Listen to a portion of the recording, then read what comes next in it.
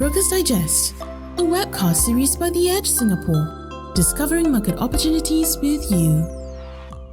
This episode is sponsored by Phillip Futures.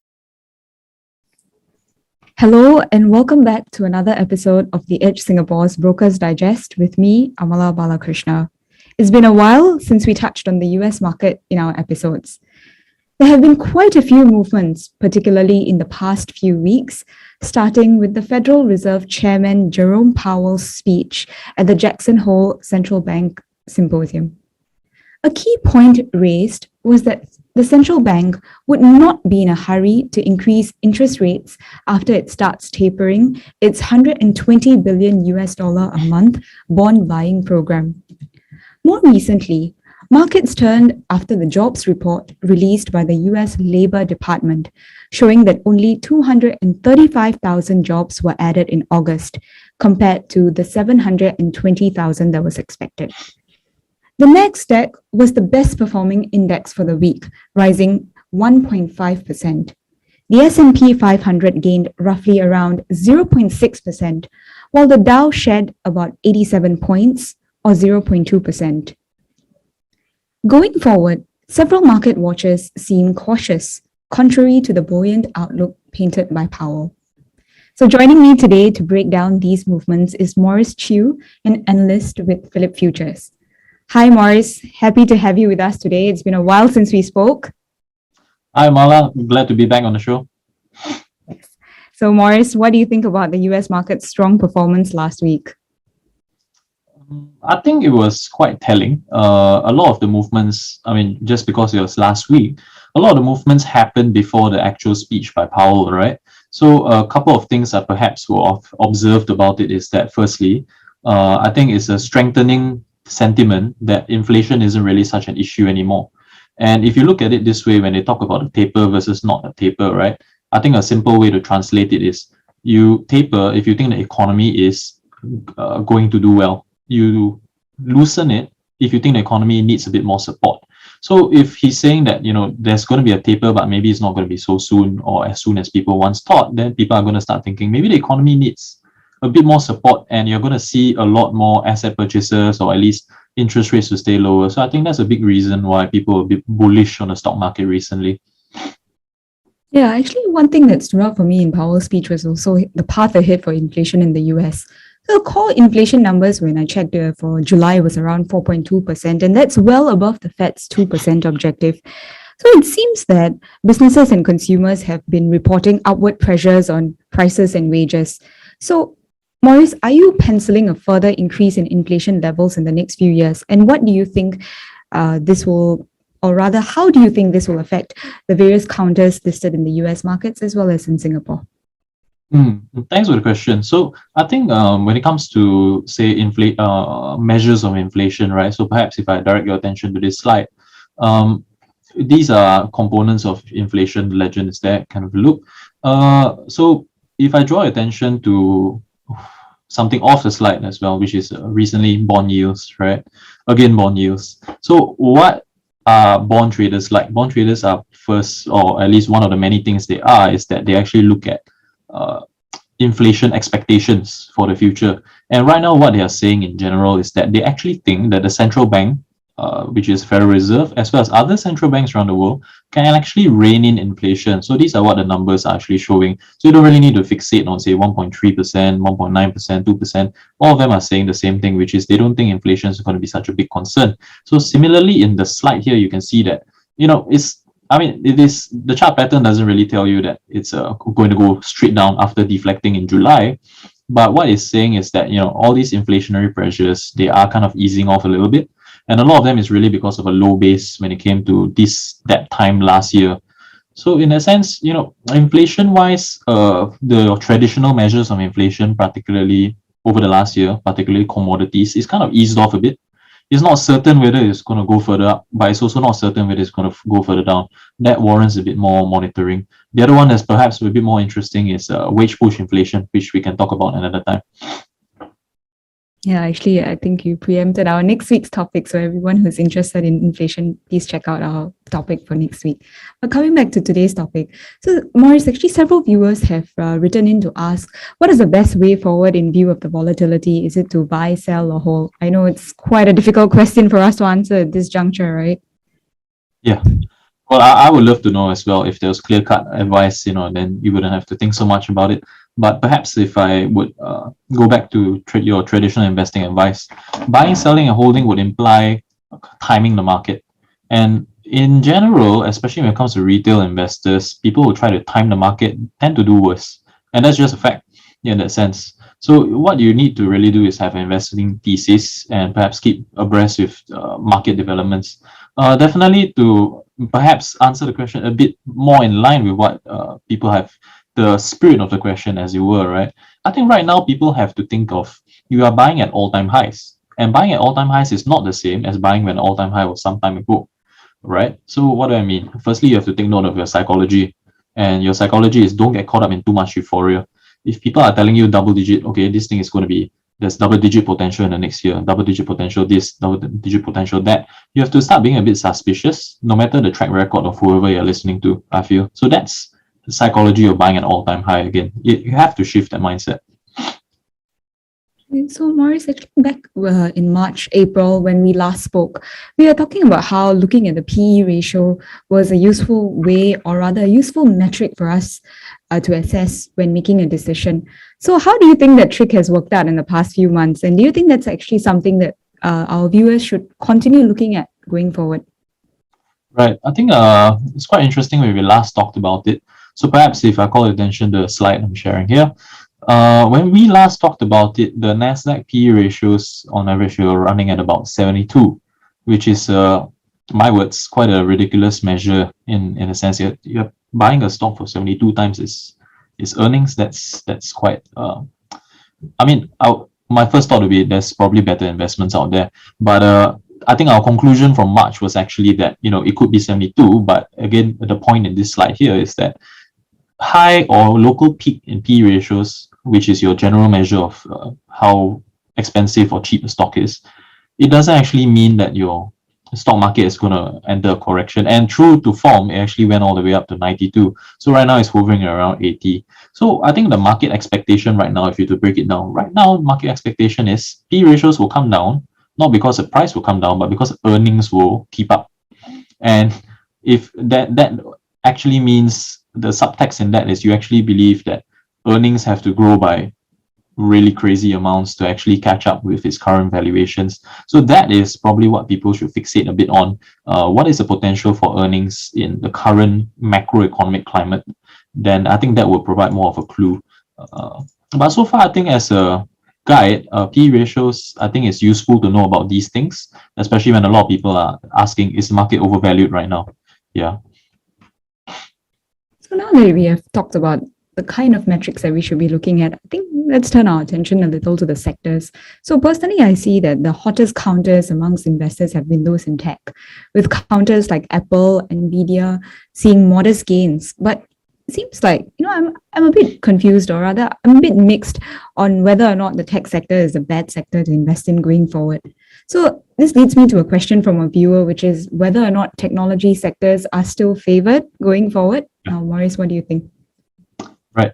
I think in the past few months since we last spoke, I think one of the main conclusions from March was actually that the concept of tech blue chips, which are actually these growth companies in disguise as a blue chip, right?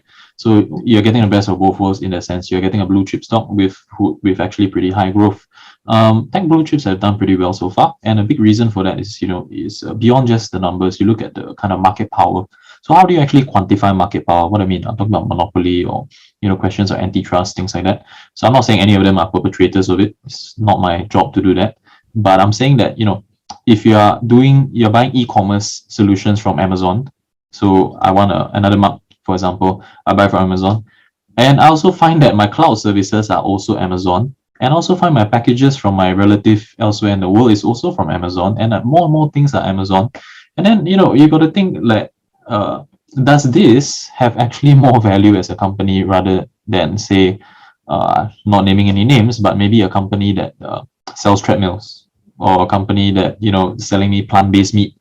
So obviously you're talking about different playing fields here. So technology stocks, I think what some of the main interest, enduring interest up to now, is actually your technology blue chip. So to talk about specific sectors they are looking into is things like digital advertising, logistics. They are realizing that actually the best person they can depend on is themselves, in terms of maybe if they're outsourcing something right now, they're looking at replacing those. So I think those are pretty interesting developments to look at. Another one perhaps is that a lot of people will probably be interested in your vaccine stocks, those kinds, because so that I think is a pretty accessible topic that people can assess. So what's interesting to me for that, really briefly, is that we went in the span of a few months, we went from booster shots are totally unnecessary to all of a sudden, hey, maybe they are kind of necessary. So it's a very quick development. Definitely no one can tell you kind of definitively that no, this is what's going to be the status quo for the next 6 months to 1 year. Is changing very fast, and I think that provides some form of investing opportunities, if I may, for people who really keep up with the news and have their own investment thesis, that is. Yeah, I think we definitely just have to keep a watch on the latest developments around us, because it's very hard to say how markets may move in the coming months, because things are moving so fluidly. So coming back to our topic for today, which is growth investing. So Maurice, my informal observation is that more retail investors have been adopting this strategy because growth stocks are seen to be preferred just because they give better returns as opposed to value investing. So, however, the Russell 1000 Growth Index, which measures the performance of growth stocks, seems to have underperformed vis-a-vis a broader market over the past year. So the growth index has provided a total return of 27.6% over the past 12 months, just behind the Russell 1000 Index's 31.8% total return as of end August. So Maurice, would you suggest that our viewers consider growth investing, or would you say that there is another strategy that is better for them to adopt instead? So perhaps to sort of give parameters to this discussion, right? Let's say we compare growth versus value investing. So let's say if we talk about tech, or we start with, say, your S&P constituents here, right? First thing I want to note is that actually your growth stocks, if we proxy it with IT stocks, as you can see in the chart here, one thing I would like viewers to note is that actually you see there's a gap. Information technology followed by consumer discretionary, things like that. And also the second observation is the gap is actually widening. So that is actually pretty interesting to note, in the sense that if I go on to my next slide, is that we have seen that value stocks have kind of had their day also since last November, when Pfizer first announced their vaccine. So you're talking about, there's a thesis for money flowing from growth stocks into value stocks.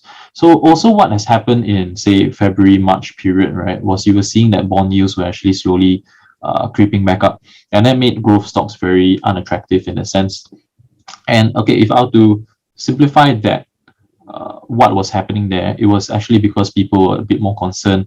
What does it mean when inflation numbers really start creeping up? Because at the time you were seeing people talking about rumblings of a commodity super cycle. What does that mean for inflation? What has happened since then, interestingly to me, right, is so if you follow the chart all the way from February, you see the gap widening and then the gap narrowing. Finally, growth overtakes value again. So this is actually part of kind of a multi-year trend in that sense, where actually the gap has been kind of like narrowed in that sense. So there's this idea of value stocks. They command a kind of like what they call a value premium. Okay, and perhaps the hypothesis I like to throw out for people to consider is that this value premium actually seems to be, if you proxy it with this graph, which is the gap between the blue and the orange line, this value premium is kind of narrowing over the years. It's still there. It however, is kind of just narrowing in that sense. And a large part of that has to do with, better information in the stock market. And more recent times, you're looking at this, how is other intangibles, as perhaps I'll call it, is you're looking at more winner-take-all markets. You're looking at more market power dynamics. You're looking at more, I would liken it to a kind of a unstable ship, perhaps a ship with a lot of water in it, in the sense that you see a lot of investment money. You're seeing a company that hits the ground running. Maybe they have a cool idea, and then all of a sudden you see maybe like SoftBank come in a few $1 billion, and then all of a sudden they're your biggest competitor. So you're seeing a huge explosion in growth versus value. And while you can't really go wrong when it comes to value investing, right? It is kind of how you say, it's kind of invalidated kind of some of the traditional valuation models that you have to take note of, things which you can't quantify, which is how do you place a premium, or how do you actually quantify market power, for instance. And that's why you see growth stocks really outperforming. In the near term, I do think growth stocks actually do have some more room to run, and that's purely because people are now thinking about deflation again. And to summarize it, deflation, that's actually pretty good news for growth stocks in general. Okay. So other than deflation, are there any other metrics or any other parameters that will make growth stocks a better strategy to, or rather a better instrument that investors can consider? Better instrument, I would think that actually one metric that is relevant, but perhaps not the best news for growth investors, is maybe to consider this, that interest rates right now, what we're talking about is near zero or zero interest rates. Colloquially, they say zero interest rates. What does that mean? So when you have zero interest rates, it's supportive for equities in general, right? And that's also to support your economic growth. So right now, policymakers in general, they actually don't have any room to lower your interest rates even further. It's already at zero. We're not going to talk about negative rates, but it's already at zero, right? So actually, where do we go from here? Of course, you're going to go up. And if you're going to go up, actually, the people who invest in growth stocks, they should take note of that. I think it's going to be a short-term kind of readjustment once rates go up. In terms of your growth stocks, they're going to take a hit because you're looking at a more contractionary fiscal policy. But when it comes to that, what you're going to see is that maybe you're going to see a minor rotation into that, a bit of pullback in growth stocks. That's my prediction in that sense. But ultimately, your more intangible factors that I mentioned previously, they should prevail. And because those have been pretty multi-year trends. So again, interest rates could be one. Another metric perhaps they will look at is your earnings season recently, the kind of earnings season outperformance that we've been seeing. So some numbers for you perhaps is one of it would be that the recent earnings season was one of the best ever. So I'm seeing here that 86% of reporting companies in S&P 500 beat their earnings expectations. So for example, what we're seeing is that a lot of people post earnings, they've revised their earnings per share kind of guidance for the stock market really high. You're looking at by end 2022, earnings per share, earnings, you can see it as corporate earnings, are going to increase by 50%. And as a guide, I don't think that has ever really come true before. Like, you just don't jump 50% earnings. Like, where's the money going to come from? It's very reductionist to say, but I think some caution needs to be placed there. And I think for the savvy investors who, at least with healthy skepticism of these numbers, perhaps you can find some opportunities there as well. Hey, Maurice, just now you mentioned about US equity markets, and honestly, I was very surprised to receive this question from this viewer. His question is, when do you see a significant correction for US equity markets happening? It's quite it requires you to crystal gaze a little. Well, I think definitely everybody wants to know this, especially if your full-time job is looking at markets, right? I think a major source of this correction could perhaps come from, again, perhaps, my best guess as it were, right, is actually it comes from your downwards revision in GDP numbers as well as your corporate earnings numbers, when people suddenly realize that, okay, my most recent earnings season, we did really well. Therefore, I'm upgrading my forecast for the next few quarters to really high numbers. But what's happening now? You're seeing that there's a COVID Delta variant. You're seeing a slowdown in kind of manufacturing and maybe services as well in, say, China. China, which makes the lunch for the whole world, right? You're seeing kind of disappointing numbers coming in a lot of advanced economies as well after a kind of brief growth spurt. So amidst this backdrop, right, you have to believe that your corporate earnings are still going to keep up, and that you are forecasting 1 year in advance literally how consumer behavior is going to be like. For instance, if you place a position, or you are bullish on a certain kind of lifestyle, e-commerce for instance, you are predicting that 1 year from now with all these kind of disruptions in place, right, that this industry will do well. I'm not saying it's wrong. You must have your investment thesis in that sense, but it's how to say, it's not a sure play. It's not a sure play. And I think most imminent is that a lot of companies and maybe even perhaps GDP revisions will have to be done downwards in the face of your recent kind of slowdowns. What is actually you're sharing? I'm just quite curious on how the movements in the US market mean to the exchanges in other countries. So historically, we have seen how the Straits Times Index in Singapore has been quite sensitive to movements in the US. So given the current market conditions, what counters do you think our viewers should keep a lookout on in Singapore? I think talking in Singapore, we have passed some certain thresholds in terms of vaccinations particularly. So definitely things which benefit from a reopening. So perhaps without naming names, you could go into REITs. So I think REITs in general, you're seeing that at least on the numbers side, I haven't done a walkabout myself, so I wouldn't really know the quality of this, quality of some of the numbers you're seeing, but definitely you're seeing occupancy remains high, they're kind of poised for a rebound in that sense. So when it comes to offices, when it comes to retail, I think there's still a lot of investor interest in those counters, and there's a lot of optimism that they will rise again, so to speak. Another one is, I think we talked about the prospects for interest rates to rise again. So definitely your local finance counters as well. So those two would be, those two would be top of mind when it comes to this current climate. But one other thing I would highlight perhaps real quick is that your local stock market conditions, the component of your price, which has to do with the local economy, I think that one's starting to look a bit shaky these days, in the sense that where's your optimism going to come from in economic recovery? I point you to just one data point, which is external demand. It's been a big driver of our economic growth in recent months. And what we're seeing is a slowdown in China. That's one of our biggest trade partners. So I think some caution needs to be there for the component of your stock quotation that has to do with macroeconomic conditions. So, it's not going to be a one-way kind of like recovery all the way. So if anything, what I'm saying, there could be buying opportunities in the days ahead.